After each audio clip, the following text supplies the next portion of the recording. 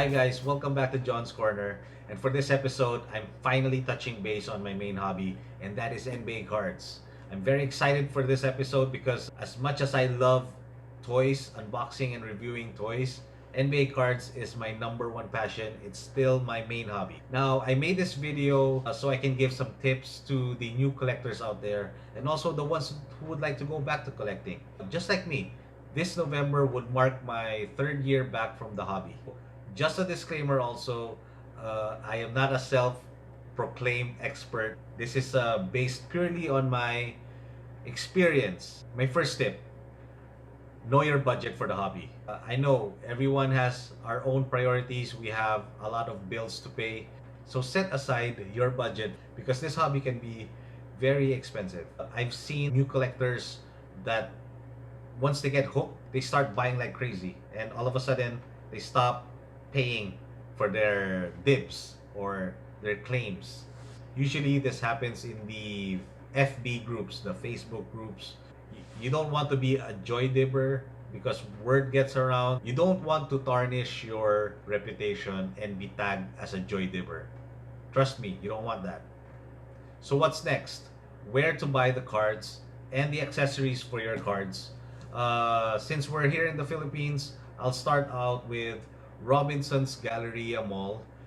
This is located at Quezon City, and the prime NBA card shops to go to there is Courtside and Comic Odyssey. Those two shops. So they are actually facing each other. What's cool about Galleria is it's actually the meeting place for NBA collectors every Saturdays. That was of course before the pandemic. But now for obvious reasons there's no meetups. Okay, so everything is just done through groups and shipping. Another place you can go to is Glorieta Mall at Makati, and there's also a courtside there. Now another place you can go to is at Green Hills. Go to Shopsville and look for Fun Hub. They also sell cards, packs, boxes, binders, top loaders, sleeves. Now these are the things you have to know when you want to start out collecting. We'll enumerate some of them and we will talk about them later on this video. So for me, my experience, those are the three main places to go to if you want to start collecting NBA cards. How about online? Okay, Facebook. Facebook, you can search for, there's a lot of NBA card groups on Facebook. Now, locally, there are a lot. So, do your research, do your due diligence, and start adding yourself to those groups. Okay, some groups are more strict because for obvious reasons, there's a lot of scammers out there. Sometimes you will need some vouchers before you get into the local groups. Now, where else can you buy? You can go to eBay, you can go to comc.com. So those are the online sites you can go to start your NBA collection. Now, if you want to pay online like eBay or comc, I suggest you make a PayPal account. And also, if you want to ship, you need a US address. Do shipping cart, or there's other couriers out there, so you can have your card shipped from the US or any other country going here to the Philippines. Let's start talking about the accessories. The ring binder, as you can see, it's very old. I don't use it anymore, and it's a 9-pocket ring binder. I don't really recommend this. Dirt easily gets in the fillers. They can actually damage your card. Now, here are some different types of new binders that I have here. We have here the Ultra Pro 4-pocket binder. So this is the small one, maybe around 600 pesos. Just like that. Okay, it's back to back too. For these binders, you actually put them on the side. So this is the 9-pocket binder by Ultimate Guard. So this is what it looks like. This binder will cost you around 1,000 pesos or around there, 1,000 pesos. Okay. Also back to back. Okay. I don't really recommend Ultimate Guard. I don't know. For some reason, maybe I got a defective one. So stick with Ultra Pro. Now this is also a 9-pocket binder by Ultra Pro, but this is my favorite type. This is the zipper type. I'll show you the zipper here.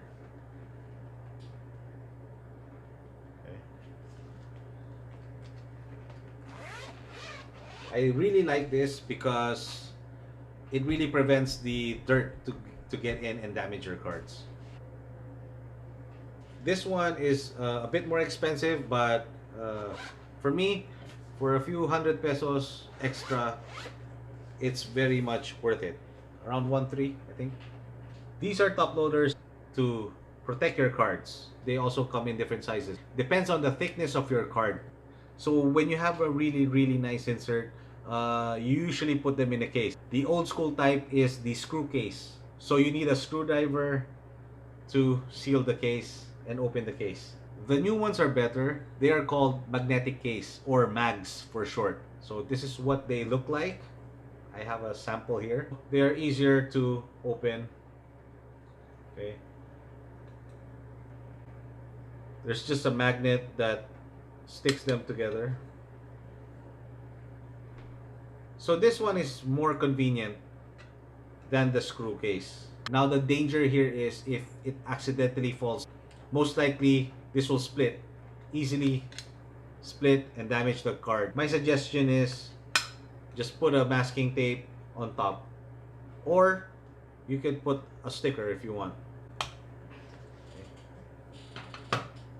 I didn't know that cards evolve into a lot of types. Now let's see some different types of cards. This one is a GU, or game used. So this is a player worn material guaranteed by Panini. I did not know this when I came back to the hobby. This is actually a part of his jersey. So this is a game worn jersey of Donovan Mitchell. Pretty cool, right? And I'm putting it on a sleeve for added protection. Just like this. This is a thick sleeve, because usually the game used ones are thicker cards. So this is a thick top loader to put it inside. So you get double protection. Now a game used card is not limited to jerseys. This could also be a part of the basketball. This could also be wood, which is the game floor. So game used could be a variety of things. I have here an RPA. An RPA is a rookie patch auto, short for autograph. So this one is an RPA of Markkanen.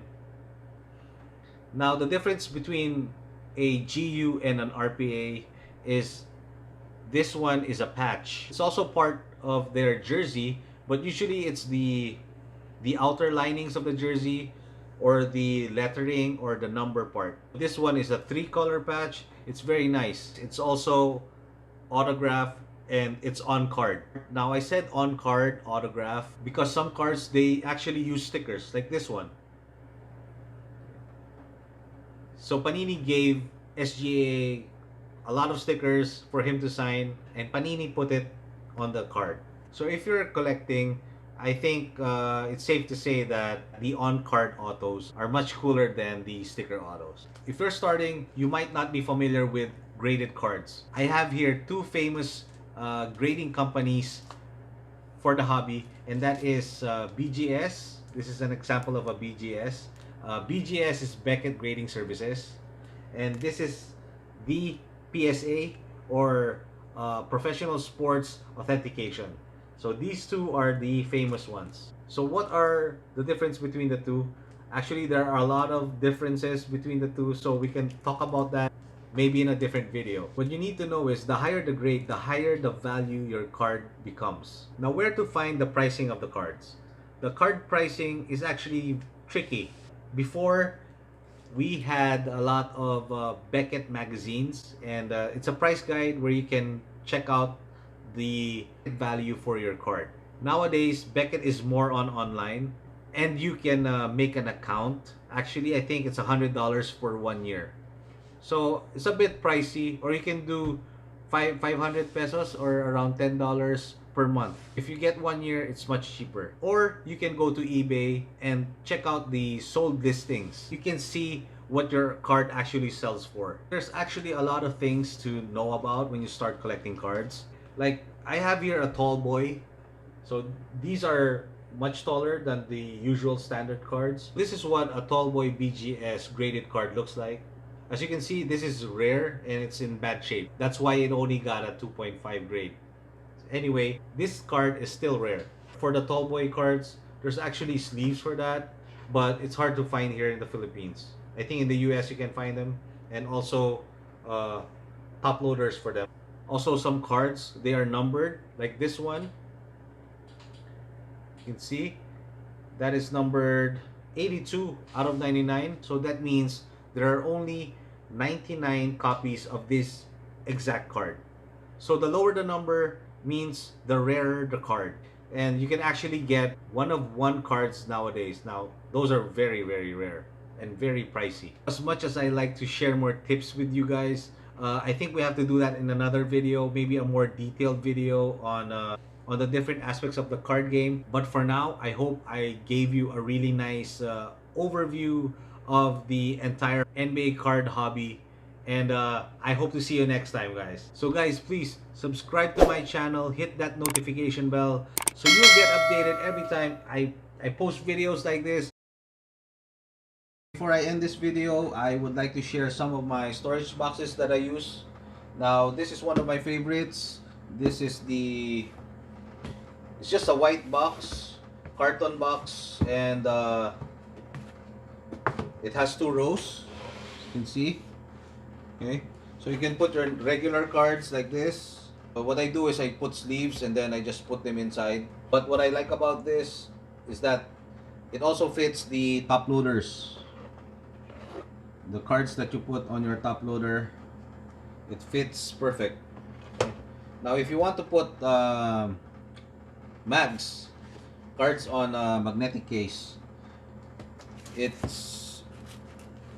doesn't really fit if it's up. So usually what I do is I just slant them so that they'll fit.